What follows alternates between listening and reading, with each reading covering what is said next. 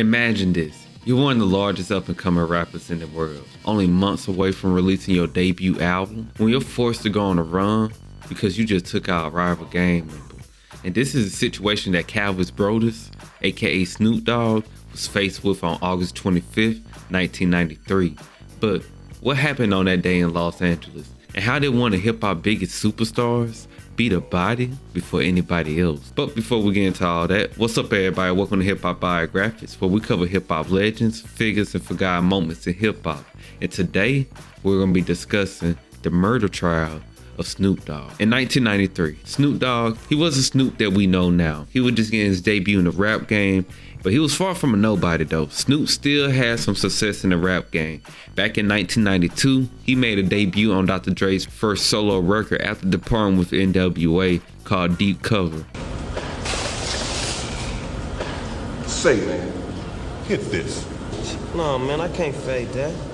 Say, man, I've been dealing with you for 3 months. What's this all about? You ain't hit the pipe yet. Yeah? That's what you saying? Might be 5-0. Man, I ain't no police.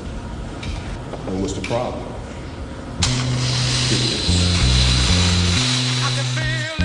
He followed that up with on Dr. Dre's album The Chronic with the highly successful Nothing But G Thing. But the world, they was feeling Snoop Dogg laid back, flowing freestyle, and he quickly became the new hot and up and coming artist in the rap game under Dr. Dre. Right now, Snoop and Dr. Dre's relationship is kind of like how Lil Durk and King Von was when Von first was coming out. But the world wanted to hear more from Snoop Dogg. They wanted to see if he could live up to the hype that he just created for himself under Dr. Dre. But all of that almost came to an end though on August 25th, 1993. Snoop and his bodyguard McKinley Lee, who we're gonna refer to as Malik, will be in Snoop's apartment. Snoop had just moved into this apartment on Venice while he was building his home and while he was working on his debut album. See, Snoop new crib, it was quiet for the most part. Didn't have to deal with too much where he was staying at. That was until he received his 1993 Jeep Grand Cherokee, which don't seem like now, but at the time was a rare and popular car. Malik also had an apartment in the same building too as Snoop, and they both would be inside the building at the beginning of these events. Snoop's highly anticipated debut album, Doggystyle, was set to come out in just November, so just a few months from now. So Snoop was on a tight schedule at the time. Every day he had to be at the studio at 12. He was treating this shit like a job. Members of Snoop entourage liked to hang out outside Snoop apartment though before they went to the studio. They would be listening to music inside Snoop Jeep, but one day, someone from Snoop's entourage would get into an altercation with some other people outside the apartment. Some of the members that was involved in this altercation would travel upstairs to inform Malik and Snoop, but Malik figured that Snoop was downstairs because it was so close to 12 o'clock. And Malik also was informed there was a gun downstairs. So Malik grabbed his gun, traveled downstairs. While on his way downstairs, he'll see Snoop going downstairs too. So they went downstairs to see what was going on, where they would find Sean Abrams, a member of Snoop Dogg's Dog Pound, having an argument with 3 other rival gang members, Phillip Woldermariam, Deshaun Joseph, and Jason London. And this altercation will only start because apparently this group was riding by and they would witness somebody throwing gang signs up at them. The group would testify that they were just on their way to get some burritos when they were disrespected with these hand gestures, and this would cause the argument. But nothing seemingly came from this altercation initially. But what would come next would be that Snoop, Malik, and Sean would end up at the Palms Woodbines Park in Los Angeles, where Phillip Woldermariam would end up dead at. But what happened? According to Malik's testimony, Malik, Snoop, and the other members of their entourage would return back to Snoop's apartment after the altercation, where Malik would try to de-escalate the situation and try to get everybody ready for the studio. See, they were still on that tight schedule. They had to get Snoop to the studio at 12, but there would be other people that would come out, eyewitnesses that would say that Sean, Malik, and Snoop would hop inside Snoop's Jeep and chase after the crew.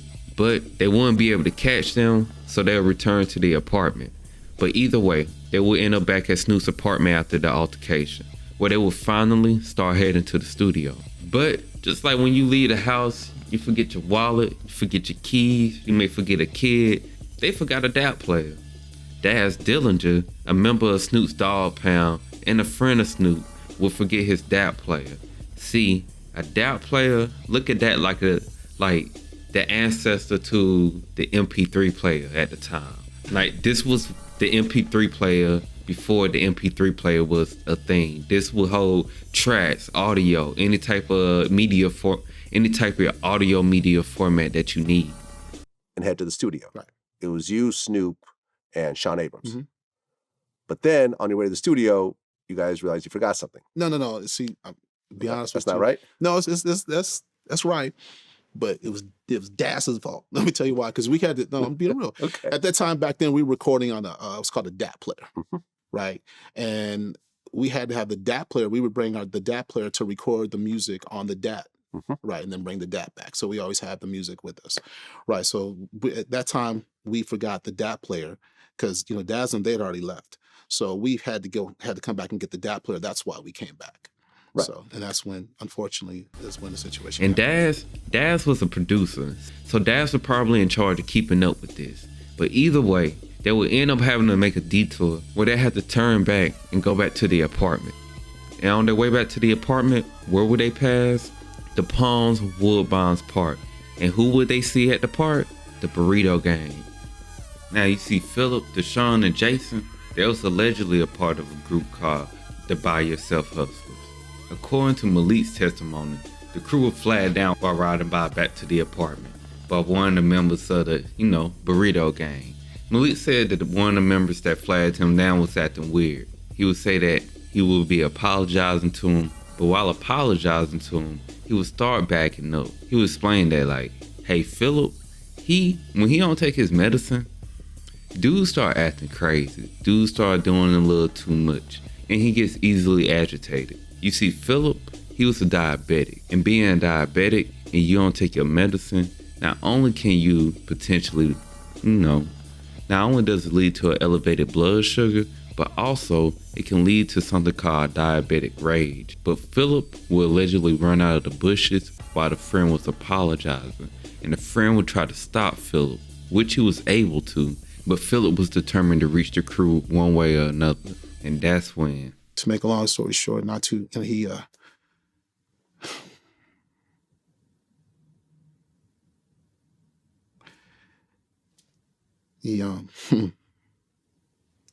me a second, man. Yeah, take your time.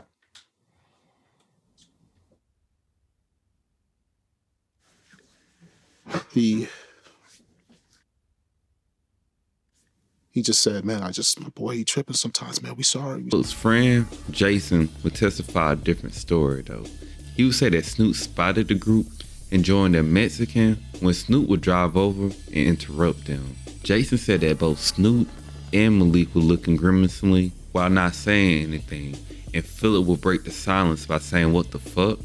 He would say he isn't trying to sweat them, but he was just trying to let them know where they was at. But Snoop and Malik still ain't got too much to say, which was agitating the already agitated Phillip even more.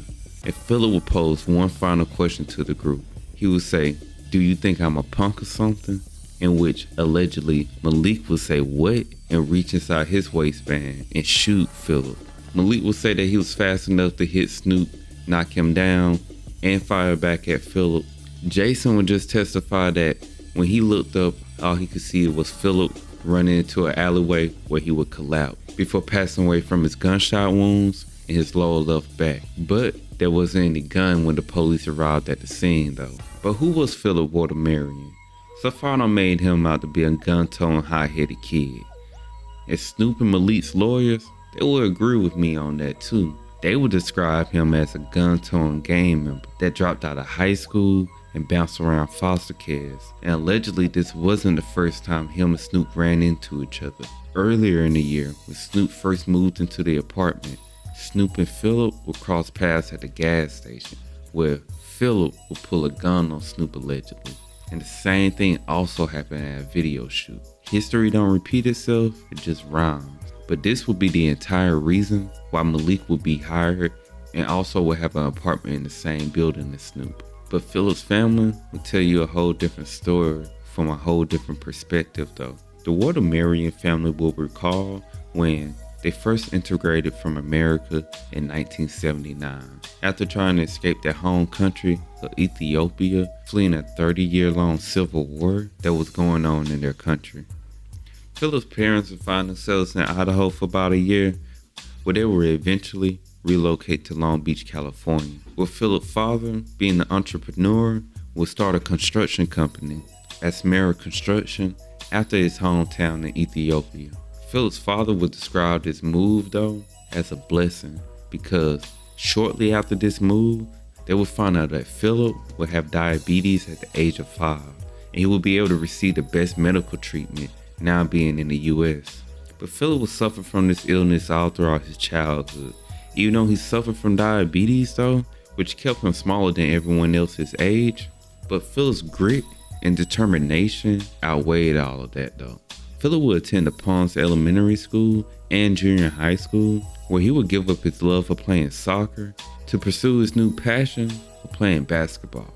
Even though he was smaller than other players, Phillip still played well for his size though. Phillip would even make his high school basketball team, Hamilton High School, where his head coach would describe him as a hard-working kid that he didn't have any problems out of, and he never missed basketball games nor practice unless he was sick because of his diabetes or something. Kids that gang bang would never be a part of a sports team, David Ueshima, Phillip's head coach at the time, would say. Phillip would eventually drop out of high school though, not because of academics or because he was getting in trouble, but because of his health instead. While now being out of high school and focusing on his health, he would start working at his dad's company, where he would do well working at his job, and he would start getting healthy again after a new discovery for a new medication that he began taking. And he would eventually reach a healthy weight of 115 pounds.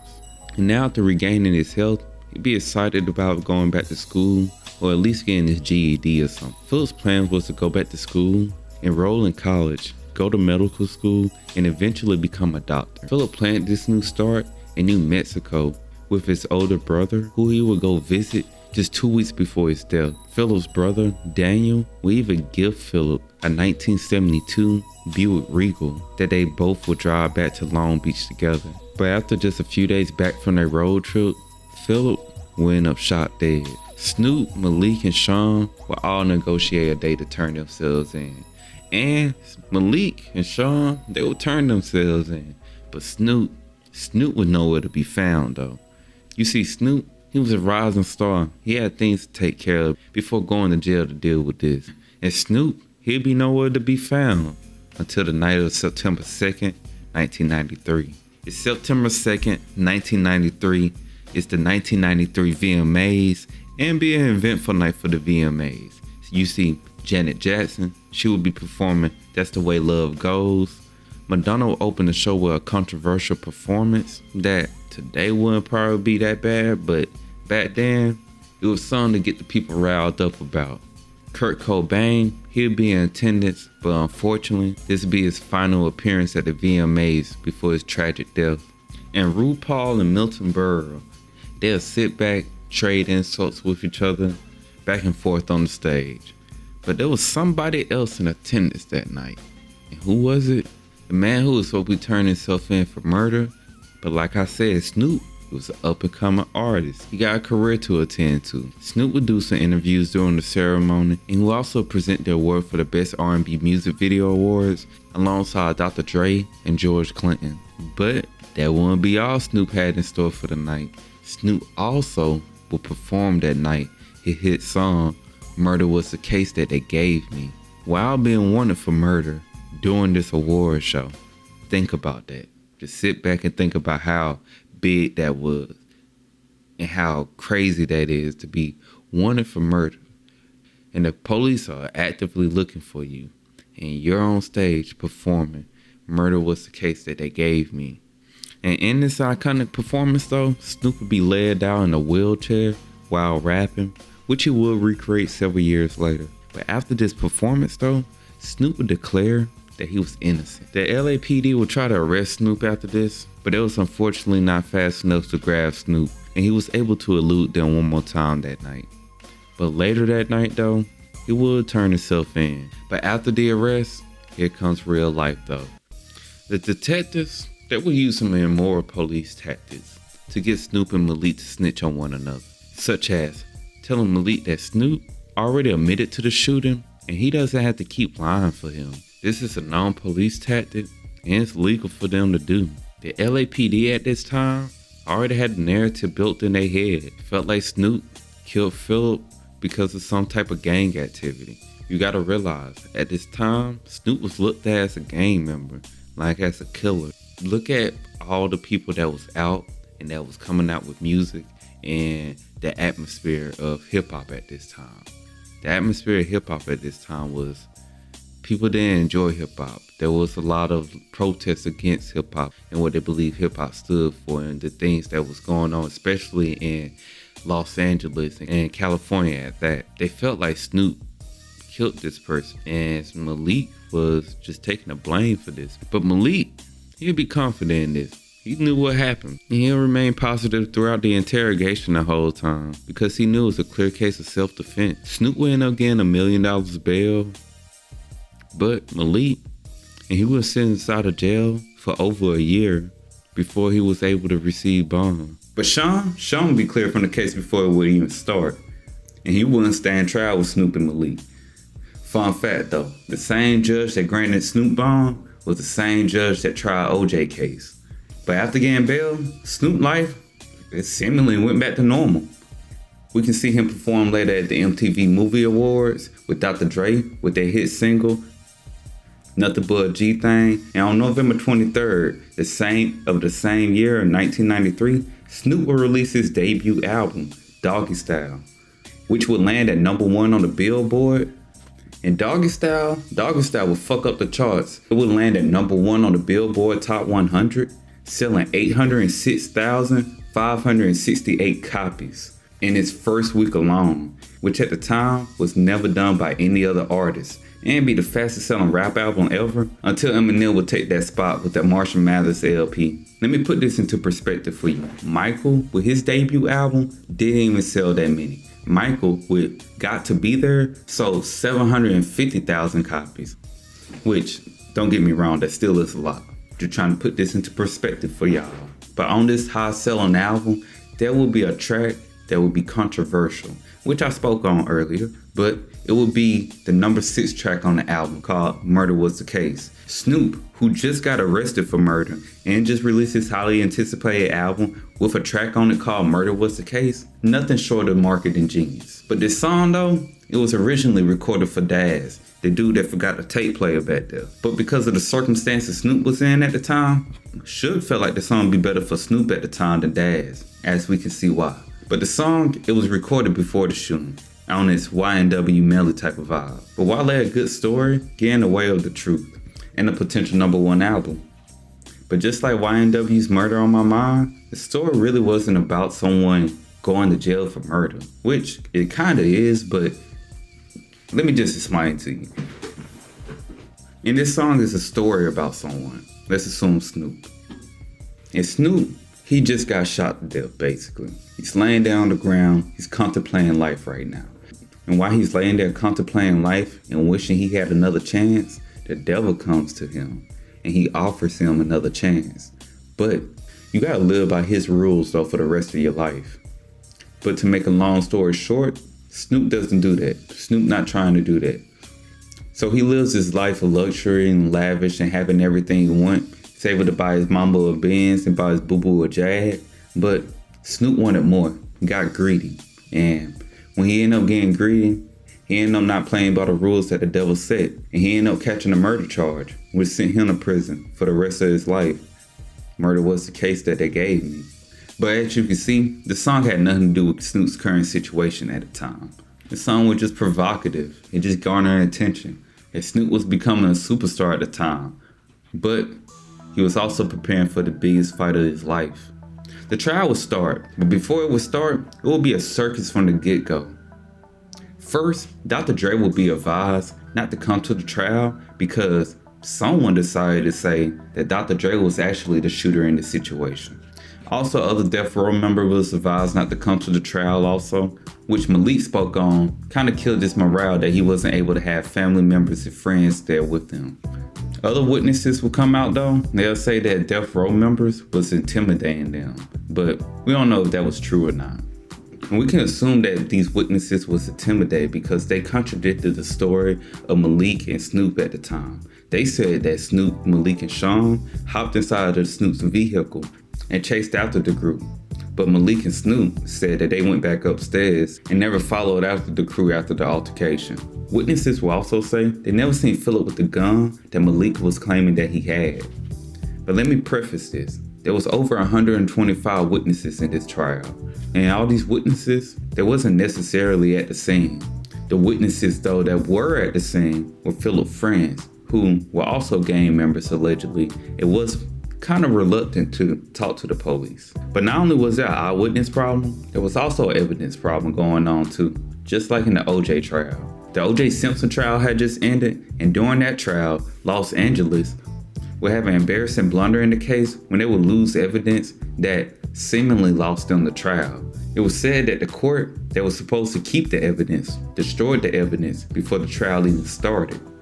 In Snoop's case, it was the same thing though. The shell casings and clothing worn by Phillip would end up being destroyed by the Los Angeles County Sheriff's Department. And these were the two biggest cases in the 1990s, and both trials had the same thing happening. But on top of eyewitnesses not wanting to corroborate, evidence being destroyed, there would be one more smoking gun in the case though. A key witness, and will also be one of Phillip's friends, Jason.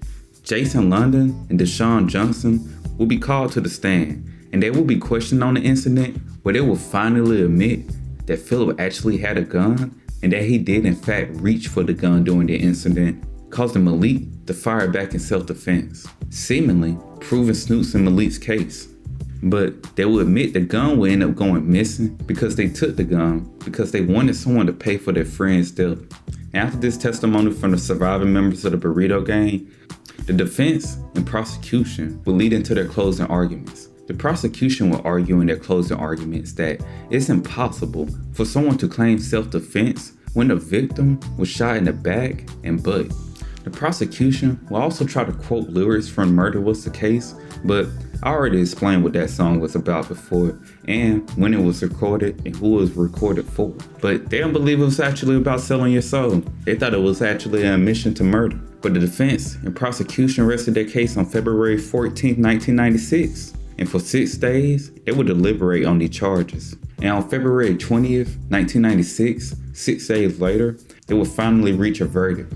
And the jury would find Calvin Broadus and McKinley Lee not guilty of these crimes. But the charge of voluntary manslaughter was still hanging over their head though. So the jury would go back one more time and they would deliberate again. But they would come back with a 9-3 deadlock vote. And since the prosecution didn't provide enough sufficient evidence, the judge would declare a mistrial on the case. And the state, who just got their ass handed to them both times, would decline to pursue manslaughter. Now Snoop and Malik, they were free men. But Snoop wasn't done with court. Phillip's family would sue Snoop in a wrongful death lawsuit, which allegedly they settled out for $25 million, but the sum was undisclosed, and we never knew the true sum of it. So that's just a rumor. And Snoop, he would return to his music career, and he would vow to not make any songs glorifying death or violence. McKinley Lee though, unfortunately he wouldn't be able to continue being Snoop's bodyguard, which kind of hurt him, but which was understandable because of the situation he was just in. But let me know, do you think Snoop actually did it? And do you think Snoop actually changed his life after the trial? I'll let you all decide that, and I'll catch you all on the next one.